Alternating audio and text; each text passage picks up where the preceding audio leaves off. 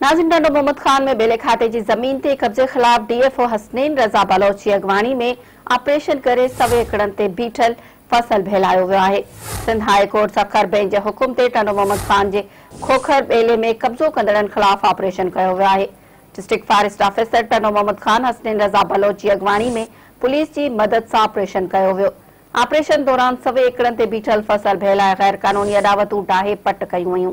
DFO Hasnain Raza Baloch जो चवणु आहे त सिंध हाई कोर्ट जे हुकुम ते बेले खाते जी ज़मीन तां कब्ज़ो ख़त्म कराइण लाइ ऑपरेशन कयो आहे। 100 एकड़नि ते पोखियल फसल फहिलाए गैर कानूनी अदावतूं डाथियूं वयूं। कब्ज़ो कंदड़नि ख़िलाफ़ कार्रवाई जारी रखी वेंदी।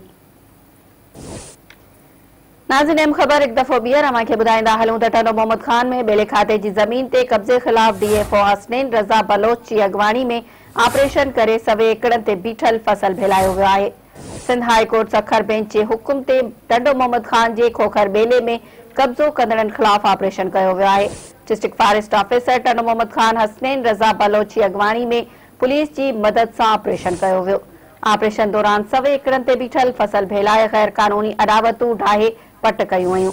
डीएफओ हसनैन रज़ा बलोच जो चवणु आहे त सिंध हाई कोर्ट जे हुकुम ते बेले खाते जी ज़मीन तां कब्ज़ो ख़त्म कराइण लाइ ऑपरेशन कयो आहे। 100 एकड़नि ते पोखियल फसल फहिलाए गैर कानूनी अदावतूं डाथियूं वयूं।